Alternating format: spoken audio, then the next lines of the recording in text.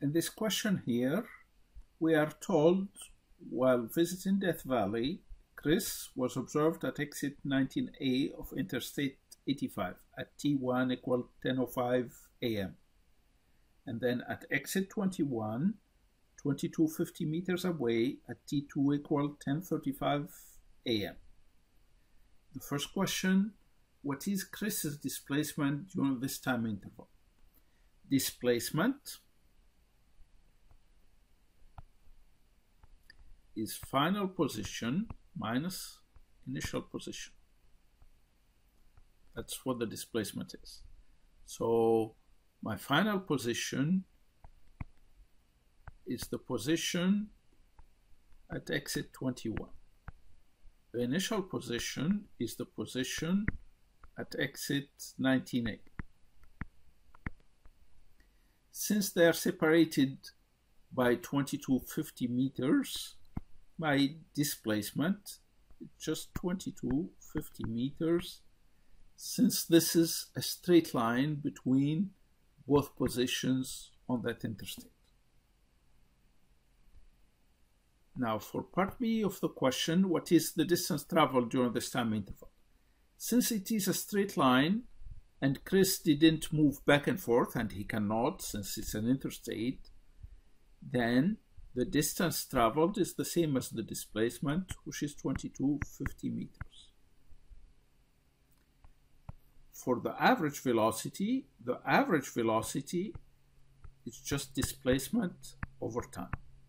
So in this case, that's 2250 meters over the time, which is the time difference between 10:35 a.m. and 10:05 a.m., which is 35 minutes.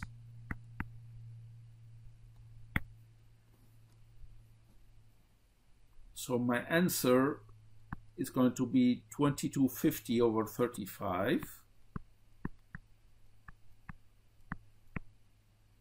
meters per minute. Or if I would like to convert it to seconds, then I have 35 minutes is 35 times 60 seconds. So that's going to be 2250 meters over 35 minutes, and then times 60 seconds every minute. The minutes cancel out, and we are left with 2250 over 35 times 60,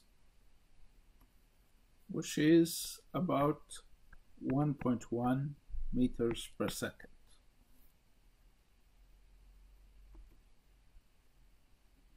This question picks up where the other question ended, so it repeats what is Chris's average velocity during this time interval.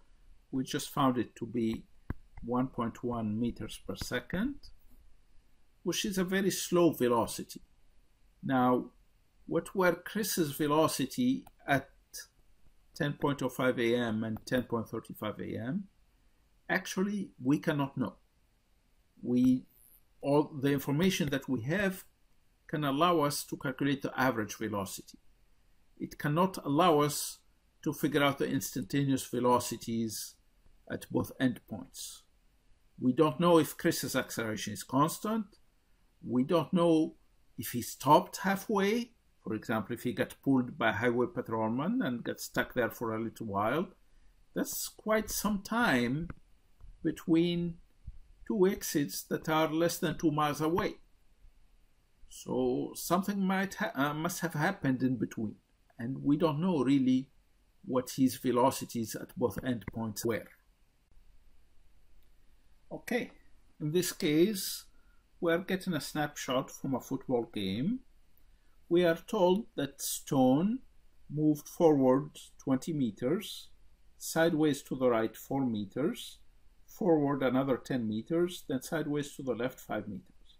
And we are asked, what's the magnitude of Stone's displacement? Okay, let's make a drawing first of the displacement. So what they said, it's 20 meters this way, then 4 meters to the right, then 10 meters forward, then 5 meters to the left. And the question, what is stone's displacement? Here we have two displacements, one along this direction, let's call it x, and one along this direction, y. Since we have motion in 2 dimensions, it's convenient to refer to it as x motion and y motion. So if I'm going to write the displacement in a table here, x direction, y direction. So displacement 1 is along the x, just 20 meters, and 0 along the y. Displacement 2, that's this part here, it's 4 meters, it's -4 since I chose the positive y this way, so it's -4 meters, and the x is, 0 for the x, and then -4 meters for the y. And for the third displacement, that's this one here, that's going to be 10 meters along the x and 0 along the y. And for the fourth displacement, last displacement, 0 along the x, no forward motion, and +5 meters along the y. See, it's the same direction as the y here, so that's why it is plus. So my overall displacement. So here is -4 plus 5, so that's +1 meter. And for this one here, we have 20 plus 10, that's 30 meters. So we have a displacement. It does not want to keep the one shown here, so I'm going to rewrite it here. 30 meters along the x and 1 meter along the y. To find the magnitude of the displacement, I use the Pythagorean theorem.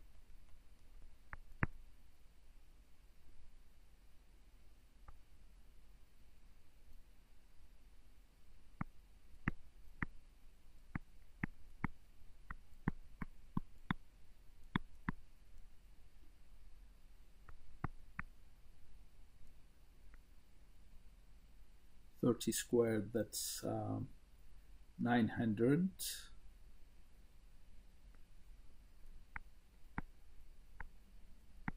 plus 1 meter squared. So my answer comes out to about 30 meters.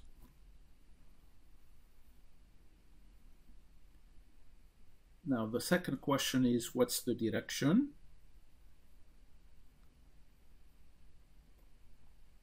So remember, the x component is 30 meters this way, the y component is 1 meter this way. This is the angle we're trying to find, which is tangent -1 of 1, the opposite over 30. The meters cancel out, which comes out to be 1.9 degrees. So the answer for part B is 1.9 degrees. The answer for part A is 30 meters.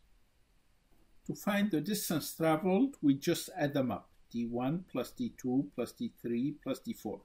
All distances traveled without having to worry about the direction. And in this case, that's 20 meters plus 4 meters. That's given here, plus 10 meters, that's here, plus 5 meters. We don't worry about direction. So that they add up to 39 meters. Okay, in this question here, we are told that stone moved at 20 meters per second for 4 seconds. Then sideways to the right at 4 meters per second for 2 seconds. And forward at 10 meters per second for 3 seconds. Then sideways to the left at 5 meters per second for 2 seconds. what is the magnitude of stone's average velocity, and then what's the direction of stone's average velocity. Now remember, average velocity is displacement over time. Especially when things change like this, the easiest thing to do is find the displacement and then the time and find the displacement over time. Okay, so what do we have here? We have a displacement in this direction for 4 seconds, then a displacement in this direction for 2 seconds, then a displacement in this direction for 3 seconds, then a displacement in this direction for 2 seconds. So I can call this the x-axis and this is the y-axis. And I'm going to have a table here with my time at the end here, displacement 1, displacement 2, displacement 3, displacement 4, and then the overall displacement at the bottom.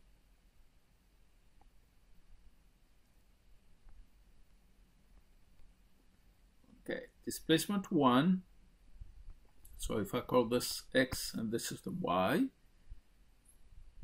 we are given the velocity, so it's 20 meters per second for 4 seconds. So it's going to be 20 times 4, displacement times time, so that's 80 meters. And the time we said is 4 seconds. And 0 along the y. Sideways to the right, so that's to the right, that's down, negative relative to the y. No x, but it's 4 times 2, that's minus 8 meters and 2 seconds.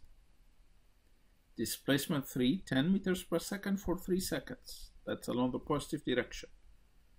So that's 10 times 3, that's 30 meters. 0 along the y, and 3 seconds for the time. And the third displacement, it's along the y, so 0 for the x, and it is 5 meters per second for 2 seconds, so it is 5 times 2, that's 10 meters, and the time is 2 seconds. So the overall time is 5 plus 6, 11 seconds. And then the displacement along the y is minus 8 plus 10, so it's plus 2 meters. And the displacement along the x is 80 plus 30, that's 110 meters.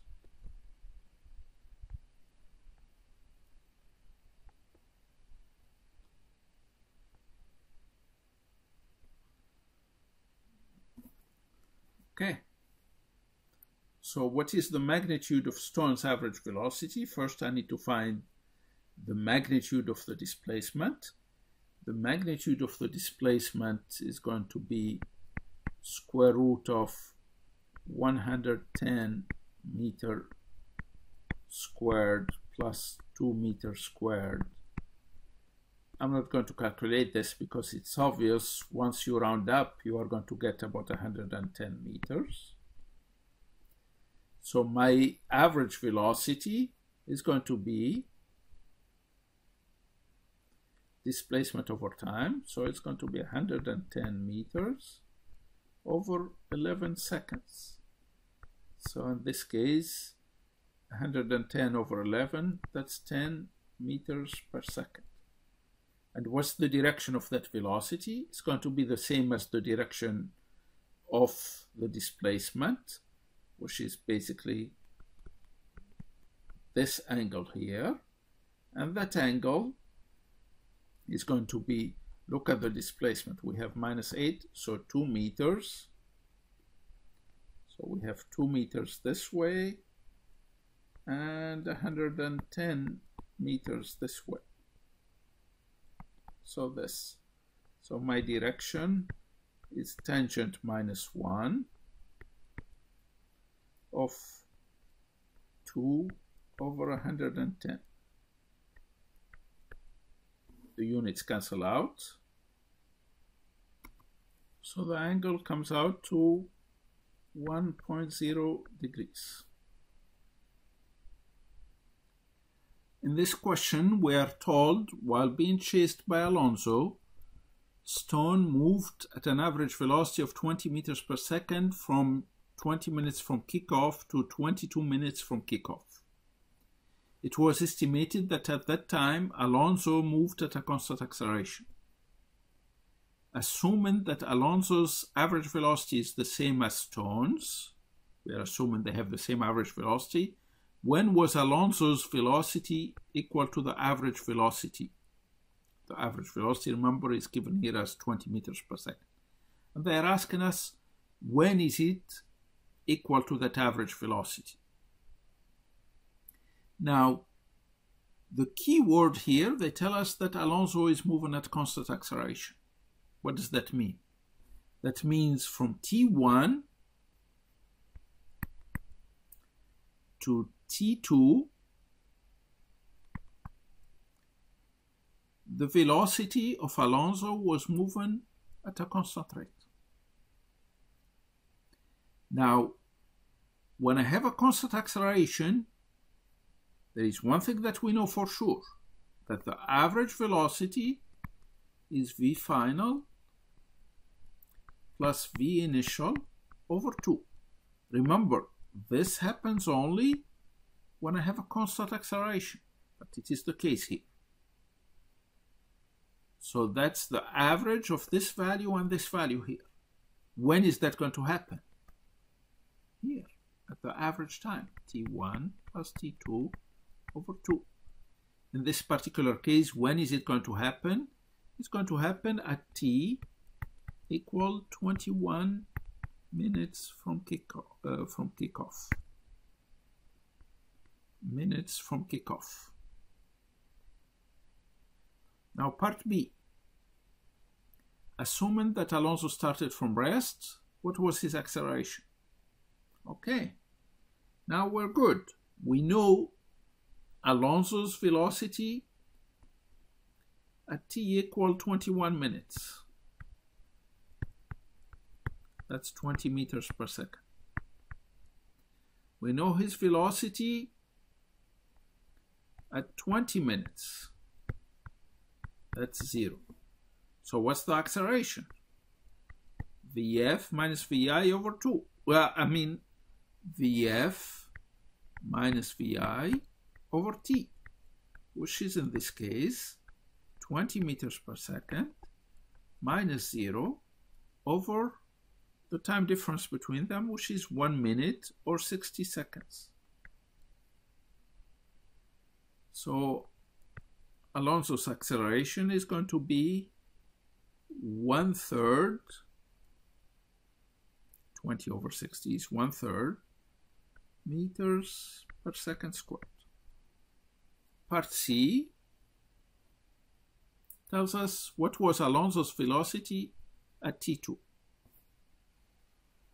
Velocity at T2 is going to be velocity at T1 plus AT. So in this case, it's going to be 0 plus A, which is 1/3